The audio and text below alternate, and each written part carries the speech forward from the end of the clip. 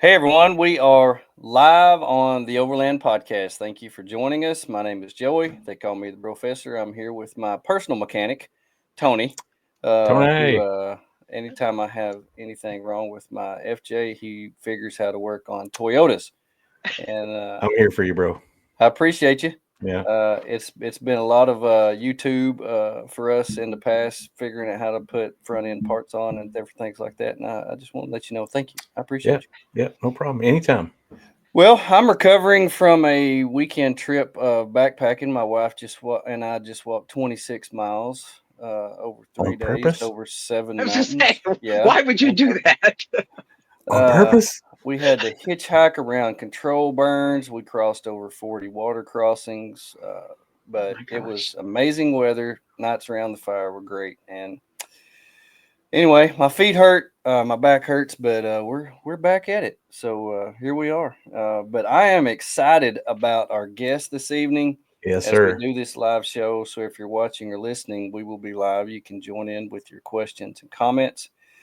We have with us this evening Patty Upton. Patty, thank you for being with us. Thank you for joining us. Thank you. She is joining us from. We're not going to disclose her location. She is hidden in a bunker somewhere, ready to get out and go do a few things. But you can follow her and see what she's doing on Instagram at Sandship Discovery, and also at a new place that you may not have seen at TNT. Tried and True as she gets ready for the Rebelle rally this fall. Right on. So that's pretty cool. And also on her website at outbackofbeyond.com. So, Patty, I love how on your website you introduce yourself. You call yourself a mom, a lifetime Girl Scout, a hopeless romantic, a voracious reader, and Lauren Lee Upton's traveling companion and wife. I love how you introduce yourself. That's so cool. Yeah. What's in a nutshell? In a nutshell, do you what what what do you you speak very highly of your late husband, Lauren, and most of your story includes your time with him. How did you meet? My ex-husband introduced us. At Wow. the time, he Oh, wasn't my ex-husband, but yeah, that's a good story. we were living in the Canal Zone in Panama at the time. This was back in late '75, and anytime a vehicle showed up down there looking as Lawrence, was driving at that time. This was in '75. He was driving, I think it was a '72 Ford F-250, specially outfitted. He put duals on the back. He had this massive bumper with this 5,000 pound or 50,000 pound winch. I mean, massive winch on the front end and California license plates. And when you see something like this, you think, oh, this guy thinks he's driving to South America from here. Little does he know. Well, that was basically what it was. And so my husband brought him home for dinner, and we worked with Boy Scouts at the time. My husband and I did, and we were sponsored by the Air Force Tropical Survival School. So we had a lot of contacts that we kind of put Lauren in touch with for um, medical supplies, maps, which were practically non-existent, other contacts that might have more information about the Darien Gap, that sort of thing. So that's kind of how I met him first. It was at that time. And at Wow. that time, I was probably of the right age to do something like this, but I was not of the right mind. I keep thinking, I'd only been married for a couple of 3, 4 years, and I was working. My husband was working. So yeah, we were settled into a life at that time. So we did our best to help him and get him off on the right foot. Oh, Nice. that's interesting. Did you really know what you were getting into when the two of you got together?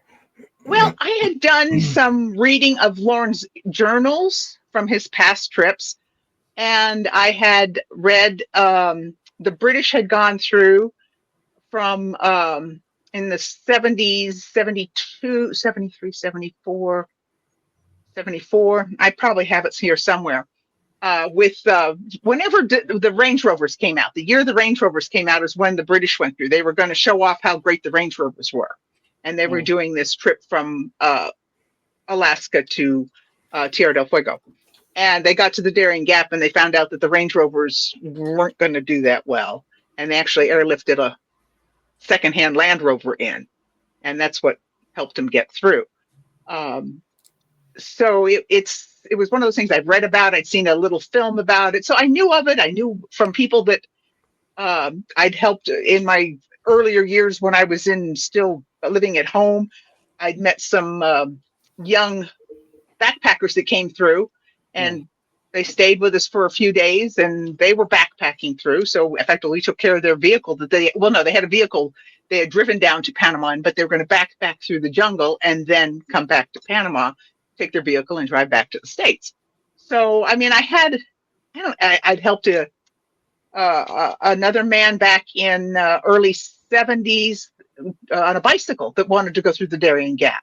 So I knew of it. I knew that there were this obstacle down there. This was not something that you took on lightly. It wasn't, it's not a weekend trip out into the woods somewhere. You have to be able to prepare and plan, and logistics are by far more difficult than the trip. I mean, if you can winch one hill, you can winch 50 hills. If you can build one raft, you can build 3 rafts. But it's the logistics when it comes down to the men you've hired to work for you, to search trail, find trail, clear trail, feeding these people, because that was part of their agreement to work, was they were to get fed, making sure that they were fed, that they had their supplies, that, that they had what they needed. And so it was she has a book. I need to read all these stories. We're working on a book. Oh, good. Yeah, we are working on it. Hopefully later this year. We'll see. But logistics are by far more difficult than the actual trip. Well, speaking of logistics, you point out on your website that all of your expeditions occurred before internet, before GPS, before Google, before cell phones, before even digital cameras. How much harder does that make the logistics and the planning? Probably a lot. Although when I look online and there's so much information out there that doesn't necessarily mean it's all true. True. When you're getting up to a border crossing, it's a gamble. I mean, even today, it's probably still a bit of a gamble. But I know my husband and I did a trip to Panama. We did a trip to Panama overland in 2016 or 17 in our Dodge. See, I had never driven from Prudhoe Bay, Alaska, where Lauren started, to Panama. I didn't join till Panama. Right. So one summer we drove from here in Idaho to Alaska and back, and then one winter we drove from here in Idaho to Panama and back. And having the internet, I was able to know more or less what was going to be required at every border. And having traveled internationally, I also knew you have half a dozen to a dozen copies, well, probably more than that, for each border crossing of your passport, your driver's license, your insurance papers. You have all of this in a folder so that when you get there, you can, when they say, well, you have to go down the corner to get a photocopy. No, I've got a photocopy. And, because his brother owns the photocopy shop. Yeah. So, it's one of those. And so we were a little bit better off informed. But then again, it's not, I don't know that it was all that much more difficult. I just know that sometimes just arriving at the border cold turkey and wondering, are we going to get in today or not? It's all luck of the draw at this point. Yeah. Maps would have been nice. I think if there was anything out of all that I could choose to have had back then that we didn't have, would have been digital photography. Yeah. Because our photos are not, I've got some that were heat damaged because either it was all in slide film, and either it was, the film was heat damaged before it was exposed, or it was heat damage after it was exposed, because sometimes it was months in between when we could get it actually processed. Yeah. Well, just for that to have survived the trip home and made it home with you is a miracle in itself. Yeah. Right. Most people don't even get their luggage today. I can't imagine wondering where your stuff is back then. Well, before we get into the Sandship discovery, which is mostly what you talk about when you go to events and stuff, let's go into a little bit of history. What led up to that? The horseback expedition in '57. Yeah. Tell us a little bit of that story. I don't know much of it. Lauren, let me back up even further. Okay. Lauren had decided early on, like he says, most people don't know what they want to be when they've graduated college, let alone when they're 8 years old. He knew when he was about 8 years old what he wanted to do for his life. Not specifically, but in general, he knew what he wanted to be. He knew he wanted to be an explorer. He wanted to go out and find things and do things that hadn't been done. And this was all back in what? He was born in 35, so somewhere in the mid, 40s. His older brothers were out on a camp out for the weekend. This was in Southern California. They all had donkeys, and Lauren kept pestering his dad, I want to go see the boys. I want to go see the boys. So his dad walked him out to where they were camping, just, a mile from the house probably, but that was the wilderness. And of course, he arrives at this camp with these, teenage boys, and these teenage boys don't want him around. So his brother said, here, you take the donkeys and lead us home. So Lauren had the donkeys, and he's walking home, and he says the feeling that came over him at that time, leading these big boys out of the wilderness with the donkeys out there in front, that feeling never left him. And that's when he decided that's what he wanted to do. And that was where it started. And he did the horseback trip in 58, late 57. He started in late 57. Yeah, because his son had just been born. And that was kind of hard on him, but it was something that had been in planning for about a year and a half. So it was one of those things that it had to happen because of other people that were involved. And the idea was to go, the goal was to go from the lowest point in the Western Hemisphere, which would have been Death Valley, to the highest point in the Western Hemisphere, which would be Mount Aconcagua in Argentina. Peru, Argentina. It's right on the border, I think, between the two. And that was the dream. Well, they were out 10 months and they were only into Mexico. And he had gotten so sick with dysentery and I don't know what all. He was 6'4", in really good shape. He was only 20 some years old, probably weighed a good, 225, 250 pounds, somewhere in there. He muscular. He was in really good shape. And he was down to 149 pounds when he got back to the States. Oh, wow. So he said he learned a lot from that lesson, mostly what not to do. And then when his son was about 8, 9 years old, one summer, I expect Connie and you absolutely kick ass. No pressure. Thank you. He and his son rode what they called at that time tote goats, which were tiny motorcycles with little fat tires on them. And again, they started in Death Valley and they were going into Mexico with him during Wyatt's summer break from school. And he said that they were gone 3 months. And in that 3-month time, Wyatt was, I think, 8 years old, 9 years old when they left. Maybe he was 8. He probably turned 9 in October. And he says he aged 3 or 4 or 5 years in that 3-month period because of all the experience he got and things that happened and what they did and the people they met and the places they stayed and that sort of thing. Just that experience had aged him, matured him. I shouldn't say aged, but matured him in a way that staying home wouldn't necessarily have done. Yeah. And then the next big trip was when he decided he was going to take one American-made vehicle around the world on a north-south course, all on land, except for the South Atlantic. And that was what he started in 75 and got down to Panama and started in 76 is when he started the Darien Gap in that Ford. And that's where Larry, one of the men that was with him, was shot and killed. They don't know what happened. There there's several theories that were floating around. Lauren's personal theory is it was probably an accident by one of the natives. The natives they all carry, well, they don't all carry, but most of them carry weapons for hunting, and they're not in the best of shape at all. They're not well maintained. The cook we had with us, he had a shotgun with him. If you looked at it wrong, it would kind of fall apart in your hands. It was just one of those things that you didn't want to go near if you didn't have to. So he thinks it was an accident, but that did put an end to that particular attempt. He couldn't go any further. It was just too hard on him. So he started out again in 77, driving a brand new Jeep, a CJ7. And he made it through the Darien Gap in 49 days, but he did about 10 to 12 miles lashed atop dugout canoes through the Atrado Swamp of Colombia.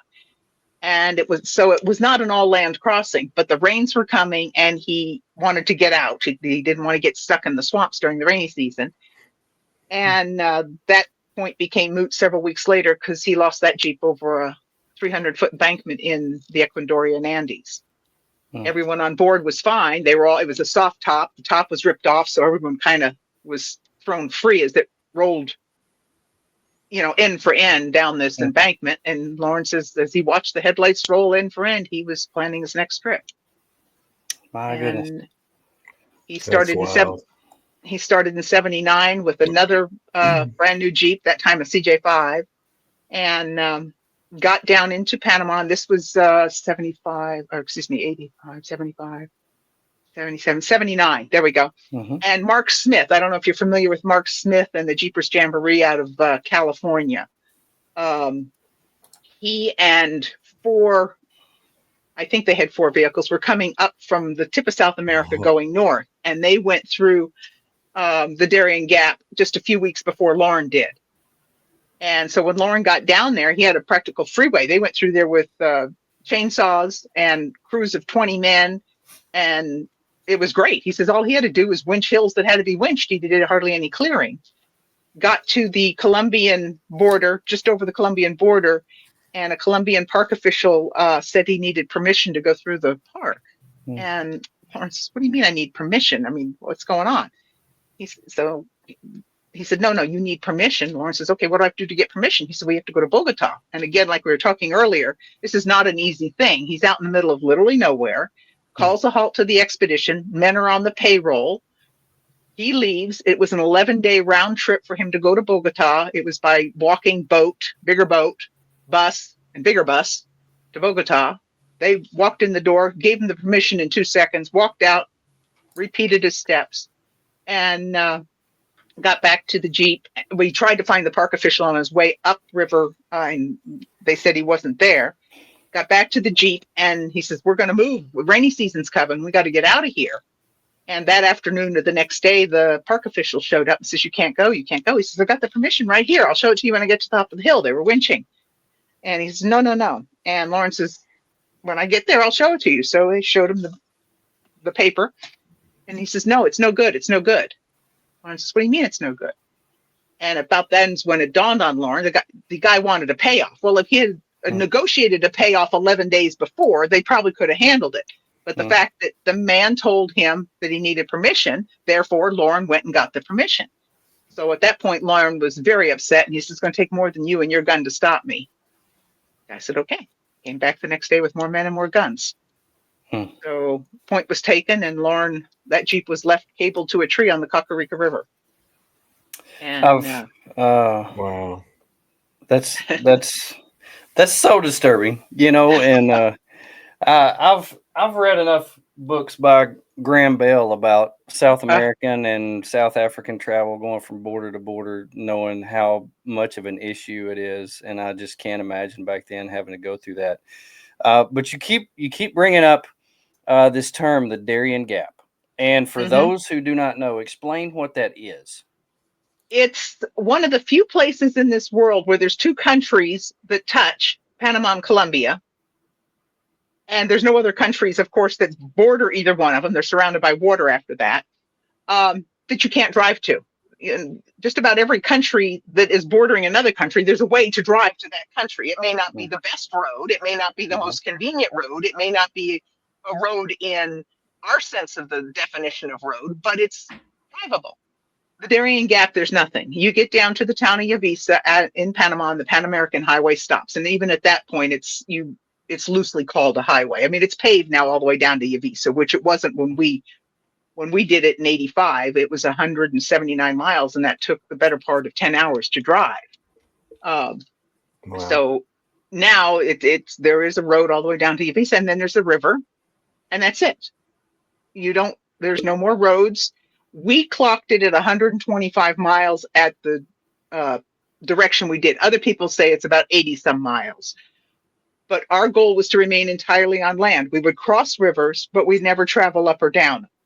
So first thing you do is you have to cross the Tweeder River, and you've got a spit of about 4 miles of land, and then we had to cross the Chucanaque River, spit of land about 4 miles wide, and then you cross the Tweeder River.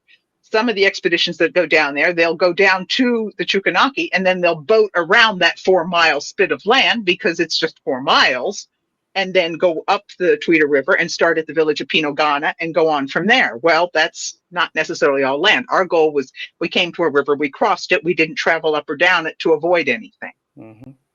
And that's why we did.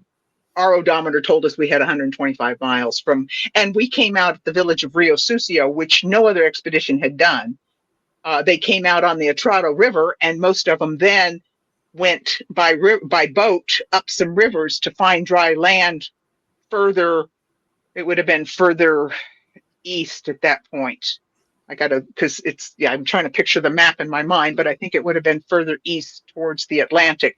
They were able to find dry land by going up several rivers that way, where we ended up going further south and coming out on the Atrado. And we had found out by reconnaissance ahead of time that there was what they called a tractor trail from Rio Sucio out to a road.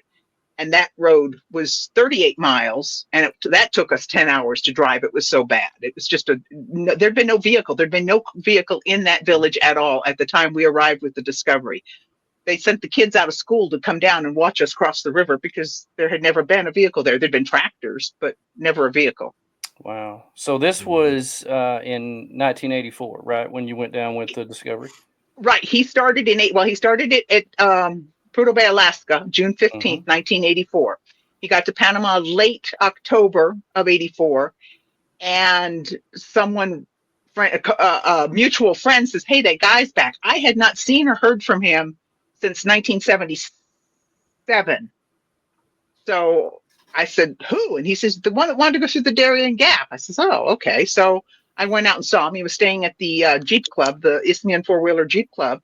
And I started helping him write letters, do some, again, paperwork type thing.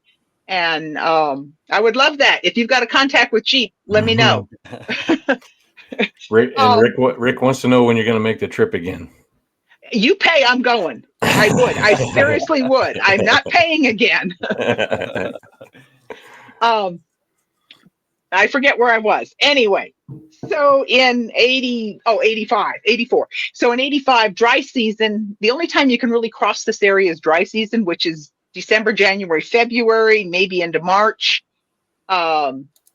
Because otherwise it's the trails are too wet, the rivers are too high, and of course the Atrado Swamp, when you look at the map, it's indicated as a swamp. Well, that's only a swamp during rainy season, because we were able to find a dry land route through the swamp, which we were told that was impossible. Well, that's not a word in the vocabulary. Yeah. I mean, it was tricky, mind you, but we did find a route we could drive on with the Jeep. When you talk about finding a route, were you having to like cut trees and make your own road? Yes. As you went? Okay. We hired natives. Most of our guide had worked for Lauren in the past on one or both previous expeditions, Margarito. And smart man, can't read, can't write, doesn't speak English. He could sign his name. And okay was the only word he knew in English. And he was our main guide. Then we hired men as axemen to cut trail. Axes and machetes were all we used because chainsaws are great, but now you've got something that's going to break down, that's got to have fuel, that's got to have maintenance, and that's got to have people that know how to use it. Everybody down there knows how to use an axe and a machete. Everyone down there knows how to sharpen an axe and a machete. All you need is a file. That's all we needed. Yeah. And it was easier if we came across a too big a tree to cut down. We found a way to go around it. It was easier to go around it than to cut down big trees. A couple of times, some of the bigger trees we had to cut were ones that had fallen across the trail. We'd have a trail cleared. Men would go out ahead of time and clear the trail. I'd be in camp with the Jeep. Trail will be cleared, and then in the middle of the night, you hear this crash, and a tree's fallen. And sure enough, it had fallen across the trail. And we had some fairly good sized trees that had fallen across an already cleared trail that then took us, several hours to cut through, and then use the winch and move that section out of the way. Wow. Goodness, I bet your winch got a workout. That Ramsey power takeoff was a lifesaver, absolute lifesaver. And, it was one of those things that I had been familiar with electric winches in the past, and then using the power takeoff. There's advantages to each one, but having, first of all, on the transmission, so we had 4 speeds, not that we ever used all 4. It was usually first and reverse. But having that capability, and then not having to worry about that battery, because sometimes we'd be winching for several hours. Oh yeah. Somehow I feel like my current winch is woefully inadequate. What made you want to go and join this expedition after what had happened in the past? I had always been interested in this type of thing. I've always liked reading books about, living stories of Stanley and Livingston and Burton and Shackleton, Burl Markham. These are all, what's the woman's name? Queen of the Desert. I can't think of her name right now. Gertrude Bell. These are all books that I read. These are all books that everyone, of course, this all took place, 100, 150 years ago, that sort of thing, maybe even further, but they were all books that inspired me, these people that did this sort of thing. And so that was, and I've always loved maps and seeing, my favorite toy as a kid was a globe. I remember my my globe with black water. Yeah.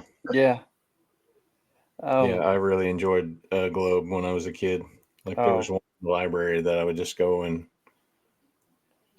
you find out where you were and find out where your grandparents lived and find out what's over here and that sort of Yeah, I had to buy one when I started traveling the world. I had to buy one for my granny so I could show her exactly where I was going.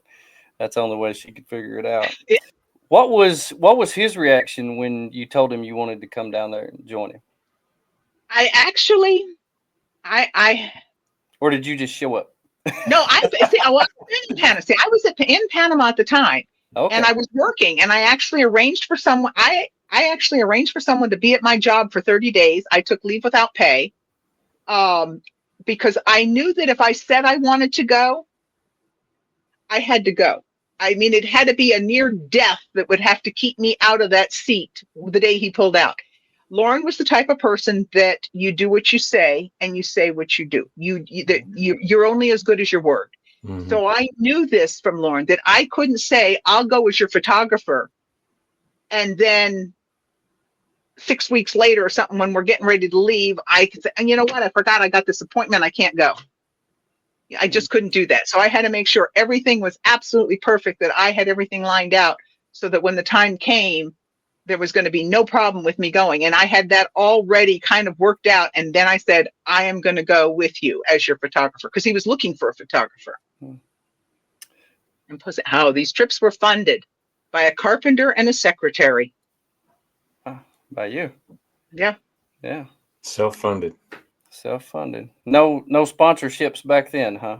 No. Lauren felt that he had to do something. And I totally, nowadays people are funded before they pull out of the driveway. I don't know how that's done.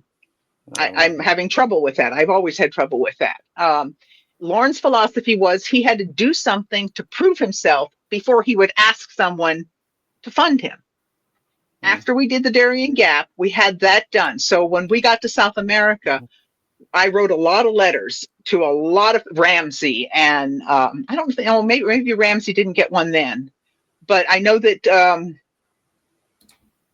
General Tire did, and they agreed to send us. They were going to send us 4 new tires anywhere in South America, or was it going to be in Africa? I forget timing, but we didn't get the notice. We never got that letter until I think it was a year later. Somehow we finally got that letter from General Tire. So Wow. by then we had gotten, because we went through South America on literally a prayer on our tires. We arrived in South Africa and got Firestone there, agreed to give us, they agreed to sell us tires at $50 a piece. So we got 4 new tires from Firestone in South Africa for $50 a piece. So that's a form of sponsorship. The most in money that we got would have been the ship from South America to Africa.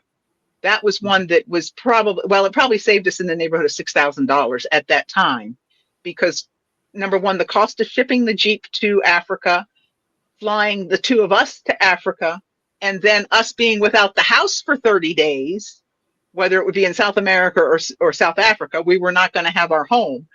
We had to figure that cost in as well. And we figured it was about $6,000. And a shipping company agreed to ship all 3 of us on board a Greek freighter to South Africa from Chile.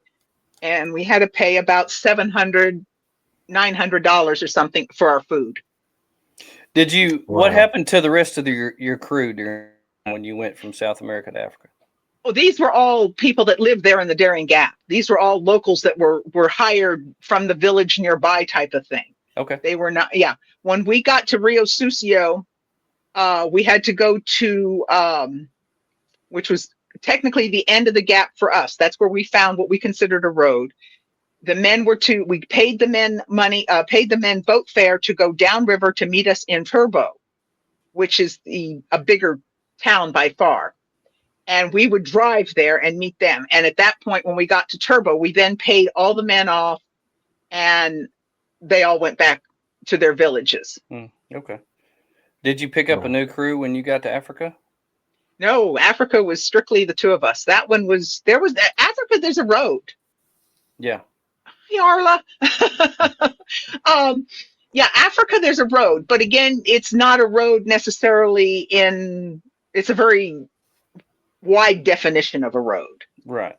It's, some of it was good. I think we clocked it in at 4,000 to 4,500 miles in 4-wheel drive in Africa.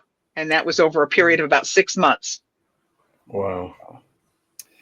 And tell us about the Guinness Book of World Records. What record did you set then? That was for the first all land crossing by a vehicle of the Darien Gap. There's been other vehicle expeditions through the Darien Gap, but they've all traveled anywhere from probably 30 to 200 miles by river. Wow. That's incredible. So tell us the end of the story. You almost make it to your goal, and then you had to stop. Wait a minute. You get to where you could see the end, but you couldn't get there because there was a conflict in the countries. Is that right? Oh, okay. That would have been probably when we were in the Middle East. Yeah. Which is probably not too much different from today. When we were in order to remain entirely on land, we had to go through Sudan and then into Egypt. And then from Egypt, there's a tunnel under the Suez Canal into the Sinai. And from the Sinai, we went into Israel. We could not drive from Israel into Jordan when we were there in 1988. And at that time, the only other option was Lebanon, which was definitely out for Americans. This was 5 years after the bombing of the Marine Corps barracks in Beirut. So Americans were still not very welcome in Lebanon. And it wasn't that we weren't welcome in Jordan. It's just that the 2 countries on paper were at war. And we talked to Jordanian officials in other embassies before we got to Israel. And they said, you're not going to be able to do it because we don't have relations. It's just because of who we are in that part of the world. In order to keep peace with the other Arab nations, we have to have that border closed. So yeah, we understood it, but we still tried. We got there, we tried. We spoke with UN. We said, look, paint it white, put a big blue UN on the Jeep. You drive it across that little tiny bridge that's, 30 yards across, and we'll fly around or boat around or whatever and pick it. And he says, we can't even drive our vehicles across the bridge. We have to walk across and get picked up by the United Nations office on the other side. So we could not get into Jordan. We had to go back into the Sinai into Egypt and take a boat up to Jordan, and then we could continue. But that's a water barrier. We crossed, that was not legitimate. Right. Mm. We continued on. We finally ended the trip at Gamvik, Norway. We went through the old Soviet Union, big eye opener, and finished the trip at a little town called Gamvik, Norway, at a lighthouse. And we didn't know where we were going to be going. We didn't know where the end of the road was. We were just looking for the furthest road north. So we would just keep going from town to town on the North Ebbing. And they said, oh yeah, there's another town up here, and there's another town up there. So we finally ended up at this little town of Gamvik, and at this lighthouse outside. And they said, yeah, you can't go any further. That was it. And nowadays, North Cap is further north, and we did go there, but that was a water crossing. You could only get there by ferry. It is further north. But now there's a bridge. I mean, if it had been a bridge back in the 80s, we would have done North Cap. But anyway, back to Israel. So that was always a thorn in our side, is that we didn't do it all on land. And in 2000, we thought we were going to go back. We were working in that direction. We had plans laid. We thought we'd go back the winter of 2000. And then Arafat blew up with another big intifada against the infidels and all this. So we thought, well, driving a red Jeep with California license plate may not be the best thing. Because one thing's for sure, California that was where Lauren was from. So, I mean, it still has the California tags on it. Everybody knew that. I mean, if it had said Illinois or Wisconsin or something, they probably would have scratched their heads and said, where is that? But, the fact that it was California, it was pretty obvious. So it was put on hold, and then life got in the way, work, health issues started arising, that sort of thing. And then in late 2017, our Lawrence, who was with us, Lauren's nephew that was with us on the first 30 days in the Darien Gap, he came and took the Jeep and re-outfitted it. She's not showroom by any means. She has all her dents still. She earned those dents.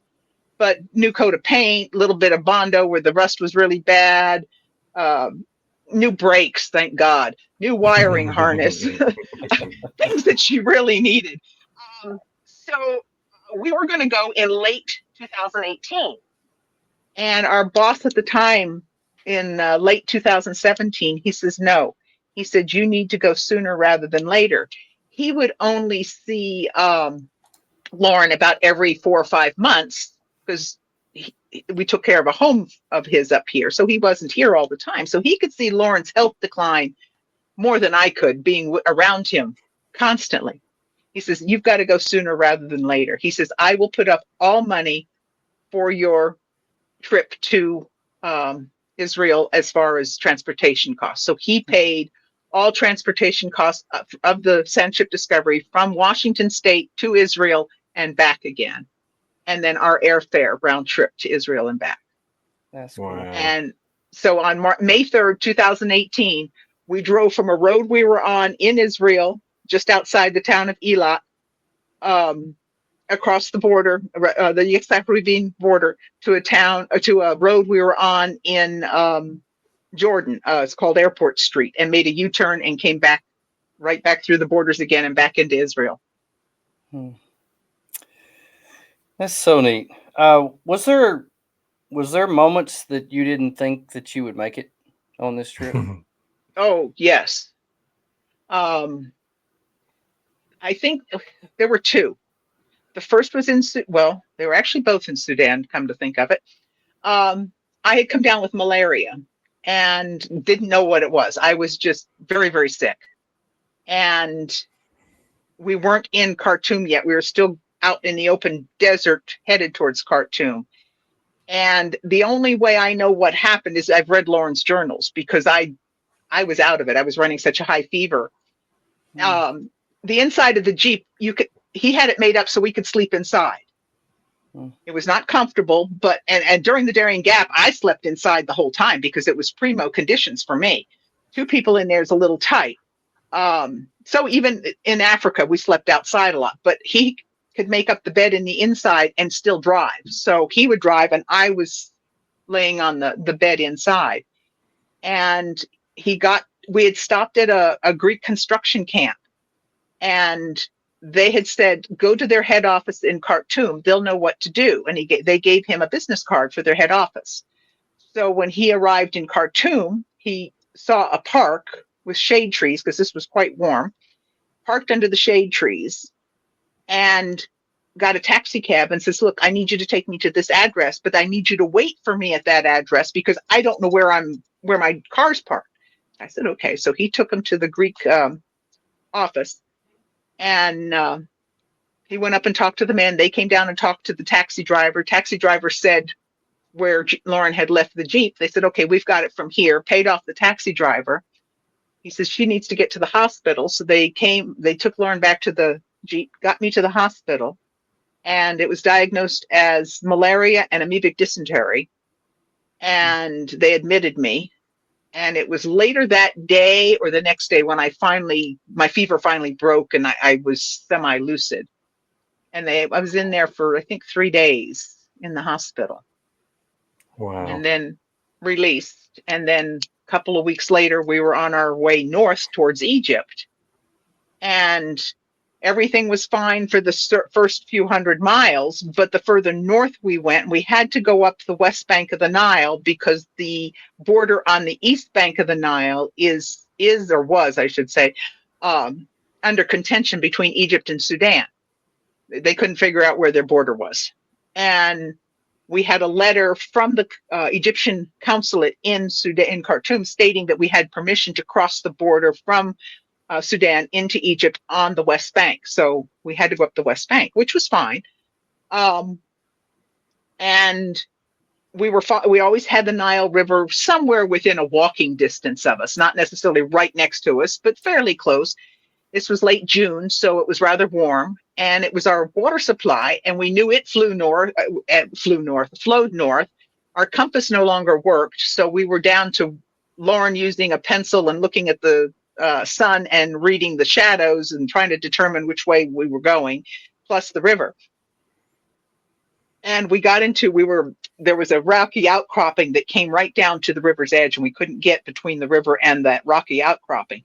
So Lauren had to swing out into the desert to go around this outcropping. Probably maybe 1.5 miles out, and then swing back.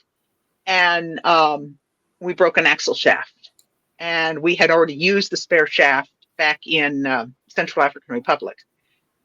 So we had front wheel drive only, and Jeeps and sand and front wheel drive don't necessarily do that well. They don't G and haul very well, huh? Mm-hmm. And we were able to use the winch and winch up into some brush to get a little bit of shade. And that night was really probably the scariest of the whole expedition, because we didn't know where we were. We knew nobody else knew where we were. Again, no GPS, no sat phone, no, these spot tracker things or whatever. None of that existed. So we took an inventory of what supplies we had, and Lauren says, I want you to make a list of what you think we need to take with us, bare minimum, to get out of here. And I'll do the same, and we'll compare our lists. And we compared lists after working on this. He says, I don't want you to talk. I just want you to write down a list. And when we compared lists, we had everything about the same, except he had the inside rear view mirror of the Jeep. He was going to take that for a signaling device. And we thought, okay, what we're going to have to do is we're going to have to walk so far, because we didn't know where the river was. We had no sight of the river at this point. We were going to have to walk so far, stash our supplies, walk back to the Jeep, get the rest of the supplies, walk up, and then just keep leapfrogging north as much as we could, or until we could find the river. And he said, I'll hike up to that mountain the next day and see if I can see how far the river is. So next morning he hiked up there, and the river was about 1 mile distance from where we broke down. And he walked down to the river, and it had a good current. We didn't know if we were far enough north to be on Lake Nasser. in which case there'd be no current. I had to leave the Jeep, secured it the best we could, put a letter on it saying, we've gone for help, got broken parts. This is our passport number. This is who owns the Jeep, blah, blah, blah. We will be back. And we have two big tin drawers that are probably 11, 12 inches deep by 17 inches wide and 33 inches long that fit in the tailgate of the Jeep that slide out. And those are our pots and pans and food supplies, that sort of thing. Used some Loctite silicone sealant, sealed up the seams. Lauren took some tamarisk branches and made outriggers. We took all the gas that we were carrying in jerry cans, dumped it in the tank of the Jeep, used the jerry cans as flotation devices on the outside of this outrigger. This aluminum box, we put our supplies in, and Lauren and I, got in the river. Oh, we had a spare tube, a tire tube. We inflated that, tied it to the raft, and we called our little craft the SS Survival Ship Nile Queen. Still has her name on her. And we floated down the Nile River for 2.5 days till we found some form of civilization, which was one man in a cone tent. And he said that someone was going to come in a vehicle and take his produce up to the village late that night to the market. And we said, could we get a ride? He said, yes. So we stayed there the rest of the day and got a ride into the village of Wadi Halfa, which is a good-sized village there on the map. And from Wadi Halfa, we could get a train back to Khartoum. And we called the States, which is not an easy thing in a foreign country, especially Sudan. That was a 2-day, I think it was a 2-day process to call the States. And you could only make an international call from the Hilton Hotel. Called my mother, said, we need these axles. This is who you have to call. This is the size. This is the number of teeth on it. This is, we gave her absolute specifications. You want to talk to Scotty. You want to talk to so-and-so. This is the number. You're going to send them to this man at the U.S. Embassy in Khartoum. Don't put our names on the package. And, that was the end of it. And Lauren says, I don't want to leave the Discovery out there all by herself. He says, it's come too far and means too much to have something to happen to her. He bought 6 weeks worth of food, got on the train, went back to Khartoum or back to Wadi Halfa, hired a couple of people in Wadi Halfa to take him up by dugout, small boat upriver to where he knew the Jeep was parked. And that's where he stayed, was at Broken Axle Camp. I stayed in Khartoum waiting for the parts to arrive. 11 days after my mother sent them, I had them in my hands. Wow. However, the rains had come and the Nile went into flood, first time since the 40s, I think it was, and the railroad tracks were washed out going north.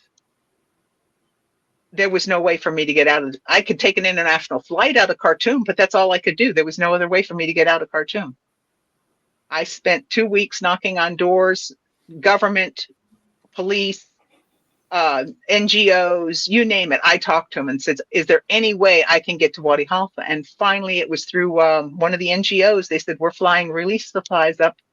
The Belgian Air Force has loaned us a C-130. They're flying them up tomorrow morning to Wadi Halfa. You can be on board. And they said, be out on the street corner at 7 o'clock in the morning. And I was out there at 6 o'clock in the morning with my axle shafts and and flew to Wadi Halfa and then hired these same people to take me upriver to where Broken Axle Camp was. And it was a 15-minute repair job. We'd gone to free floating axles after having axle problems in the Darien Gap. Jack it up, you undo those 6 bolts, take that hub flange off, put the new axle shaft on, put the flange, the bolts, bingo, you're done. 15 minutes. Yeah, we were down.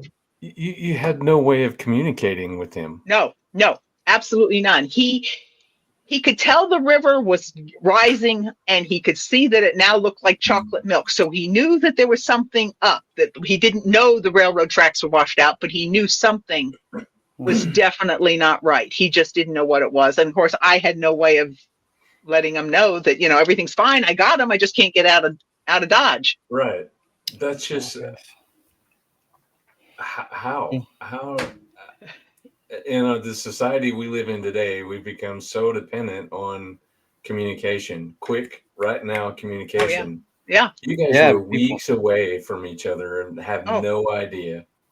No, I mean, and everything's done in the journals. I'll be writing to Lauren in my journal, telling him about my day and saying, I can't get there, but this is what's happened so far. These are who I've talked to. This is what's going on. talk to, Abdul down on the corner to see if he had any camel trains going north. That sort of thing. So, yeah. Patty, my mind is just blown right now. I just like. Yeah, to be out there like he was and not to have any word of what in the world is going on, but yet he stayed there. That just blows my mind about how he actually stayed there and waited on you to get there. I mean, that's got to weigh on you mentally. It does. At some point, you don't. Each one knew that each one knew that they were depending on the other one to do their job. Exactly. I was depending on him to stay there and watch the home front, and he was depending on me to show up with axle shafts. So, I mean, we each knew, but there's that mental stress that how do I let him know that everything's okay? And he was going under the same thing. How do I let her know that I'm fine? Because I was worried now, was his 6 weeks worth of supplies of food beginning to dwindle? And he had already, like I said, he knew something was up with the river. So he had actually started cutting back on his rations. And when I got there, I've got a picture I show in the slideshow. I say he's got a great tan, but he lost a little bit of weight. He's standing there. He's in shorts, and you can see all his ribs. My goodness. Yeah. That's a level of mental toughness that is just insane to me. Like I can't wrap my head around that. That's crazy. That also, not in a bad way. I mean, I'm just saying. Yeah. It's like, oh yeah. That also speaks to a love for vehicle and how you bond with a vehicle. You want to go back and. You bet. I mean, she has a personality. She's she's temperamental. She's faithful, but it meant a lot. Lauren was doing this in one American-made vehicle, not a series of American-made vehicles. And he'd gotten that far, and he couldn't let anything happen to her to knock that down. Wow. One thing I thought about when I was thinking about this and going through the stuff and trying to picture your travels, especially through South America, everybody has always talked, and it's actually been a fact. When you go to Mexico, don't drink the water. The water's not good. How, these days, like this past weekend, I was in Arkansas and I was filtering water out of streams that I could see through. Crystal clear water. How did you make sure that y'all had good, clean water and your food was clean and all that? I think most of South America, we were drinking tap water.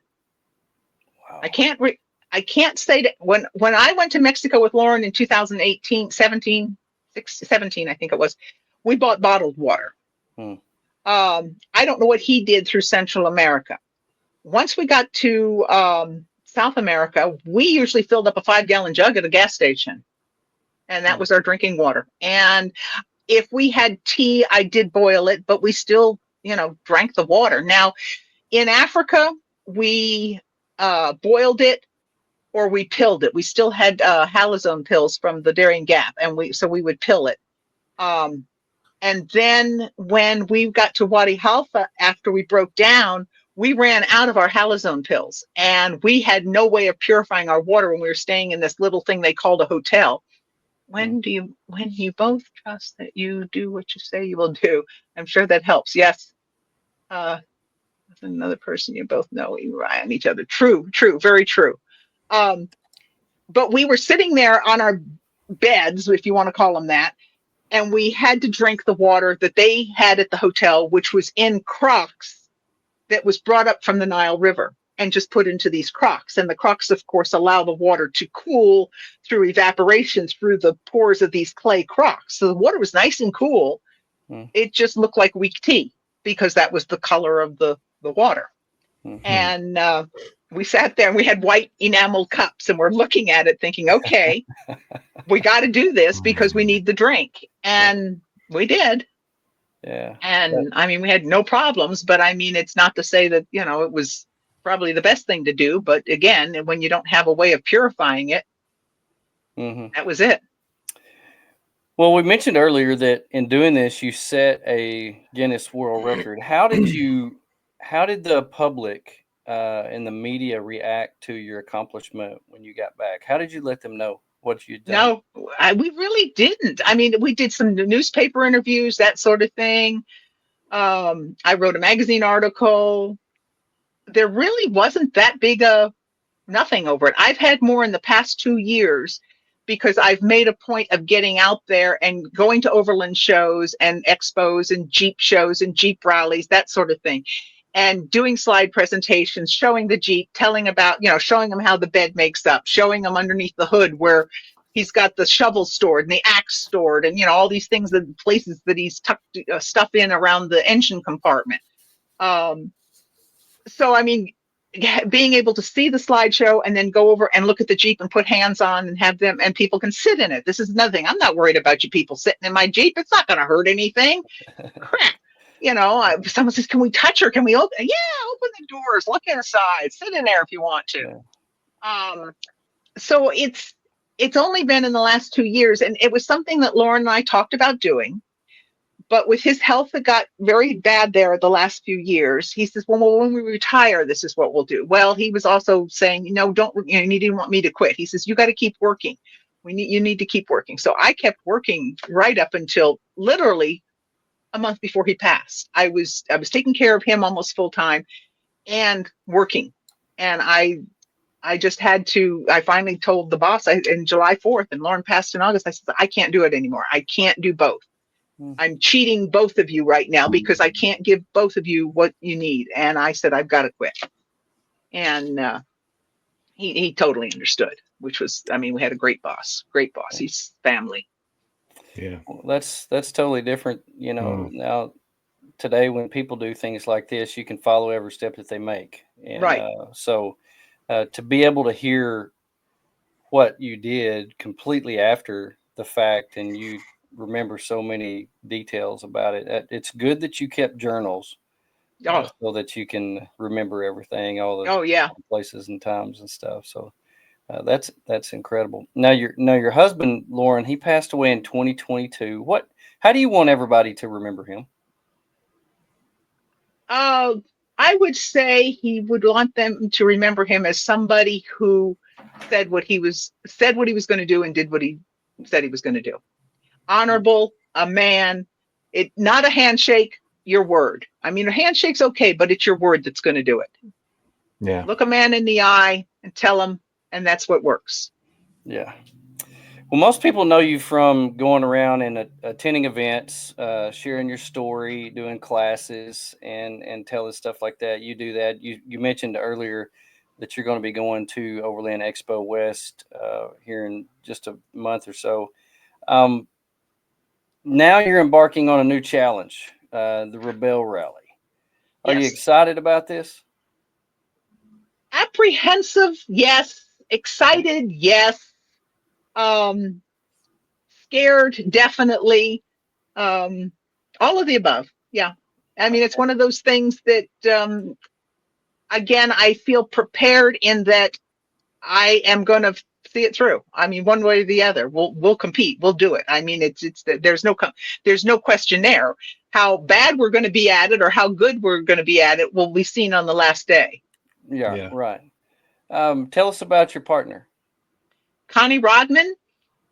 She's avid off-roader to a degree, not necessarily. She's done a lot here in the States, but her primary off-roading with her husband, Graham Jackson, was they spent several months in South Africa's Botswana, Namibia, overlanding, and she had never done that sort of thing. So that was her initiation into it. And then, she thought, oh, this isn't that bad. So then they did London to Cape Town overland. And she's done that. I think she's done other trips in South Africa. And then she's done, and I don't have my paperwork in front of me. You'll have to go to our website. There's a short bio on there. Australia. She's done a lot of overlanding with her husband in Australia.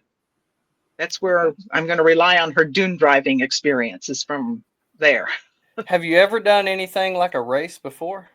No. No. Slow and easy is the CJ5. And see, that's the nice thing about that is one of the nice things about the Rebelle. It's not a race. We're not out there racing. We are competing. But there are timed events in that you have to be at certain places by a certain time. but it's more precision navigation than anything else. And it's all done old school, compass maps, plotter scales, your phone, your cell phone are all locked up in a tamper-proof box. Your GPS on your car has been disabled. So yeah, you're relying on your wits basically to get you through. What vehicle are you driving? What will y'all be competing in? That I did get that. So yeah, I'm prepared for that question. The 2023 JL Wrangler Rubicon that AEV is loaning us. Oh wow, that's so cool. Nice. Yes, it's and this was Connie and I met after got together, I should say, after Expo Mountain West there in Colorado. Yeah. She lives in near Denver. And I went to her house after that. We sat around chatting and talking and doing budgets and how we're going to get this and how we're going to get that. And she says, well, we got to get a vehicle. And we said, yeah, how do we do that? And we knew we wanted a Jeep because we wanted to use my story to try and interest Jeep in either loaning us a Jeep, giving us a Jeep, letting us buy a Jeep for $1 or whatever legalities need to be done. So we were fine tuning a letter to Jeep and working on this. And she says, fall back. She's got a vehicle or two that we could choose from that, she's familiar with that they could use. And I said, okay. And we were going ahead with, of course, I was still doing Overland Expos and stuff like that. So it was kind of difficult for me to get anything paperwork done. So I was still, working with getting ideas how to form this letter to Jeep so we could best interest them in it. And we were standing at Overland Expo East in Virginia, it was in October of last year. So a month and a half after Mountain West. And we're standing around on Thursday night. The expo hadn't even started. We're at happy hour talking and there's a group of us. And Connie looks at me. She says, Patty. I said, what? She says, we've got a vehicle. And I said, what? She says, no, we've got a vehicle. And she points across this circle of people that we're standing with. And Matt Feldman is there. And he says, yes, you've got a vehicle for the Rebelle. And I mean, it was like, I said, I don't know who you are, but thank you. And I just hugged her. That just made all of my skin crawl, Patty. That is amazing. And it's amazing. Like, we thought, okay, now all we have to do is raise the funds, which is not cheap. But I keep saying, my philosophy is everybody has a little bit of money they might be able to donate, but not everybody has a vehicle they're willing to let you use. Yeah. So true. So that was like one of the biggest weights taken off our shoulders when he came forward with that. In fact, I got my AV shirt on. Nice. Awesome. Yeah, and we hope to have it by early April so that we'll have it for the first training session in Ocotillo Wells in mid-April. That's right on. And That's then awesome. The plan is then at several of the expos, I'll have the Sandship Discovery on display with, as Matt's calling it, the SSD2, Sandship Discovery 2, because that he wants it to look as close, how you can make a 2023 look like a 1966, who's to say? But anyway, it's red. He's painted the rims red, which match our Discovery, but we'll be at the AEV booth and have both of the vehicles there on display. Right. Nice. I'm going to type in true.com. I'm going to type in and put this is the website that you have, the TNT-triedandtrue.com. This is where you can go and support Team 114, the TNT Tried and True team of Patty and Connie Rodman. They have a link on here where you can go and you can donate, or you can buy things that will help support them. There's several different ways that you can do that. It has a short bio of each of them, and it also has the sponsors that they have and all that. So you can also follow them on Instagram at TNT Tried and True and follow the every step. So we encourage everybody to do that. Go and support them. And please. Yeah, it'd be fun to watch you. And also you can look at the Rebelle Rally stuff, and there is ways that you can follow everybody each day when that happens in the fall. So it's very the public's able to tune in and see where we are. We may not know where we are, but everyone in the world that's watching it online can see the little dot there. That's team 114, and they're lost. They're way the hell out of the way. It should be over here. You know? Go back that way. Go back. Well, I'm screaming at the TV all the time, so that'll be right up my alley. That'll be right fitting for you, huh? Yeah, that's perfect. Well, Miss Patty, thank you so much for coming on and sharing us a little bit about yourself, your husband, Thank you. the expeditions, and everything. We're honored that you have. Well, thank you so much. I really appreciate this. I appreciate your time. Appreciate getting the word out there, and hope to meet, some of these people that, I've recognized a lot of the names. Some of the names I didn't recognize. So if they're anywhere, you've proven you don't need a map. True. I mean, we'll find out about that. But yeah, when you're finding a geographic point, I'm going to need a map. But yeah, I'd like to meet some of the people that I haven't met. I'm always welcome to, love to talk to them and be able to show them the Jeep and the slides and right on. Share the story. And they're welcome to share the story as much as they can. The more it gets out there, the better for me. And Misty, who's working, I should say I'm working with her. She's doing the writing of the book, and I'm doing the talking, and we're working on it. Right That's on. Great. That's cool. Great. Well, thank you for everybody who joined us live this evening. Thank you for everybody who came on and asked questions and participated. I hope you all have a wonderful week. Get out there and go to tnt-triedandtrue.com and give Miss Patty and Connie a support and do whatever they can and follow them. Hope you all have a wonderful week. Get outside, learn something new, get involved, and do something cool. I hope everybody has a great week outside. Enjoy the nice weather that's about to come in the spring. Tony, good to see you. Miss Patty, stick around. We're fixing to be Thank you. off.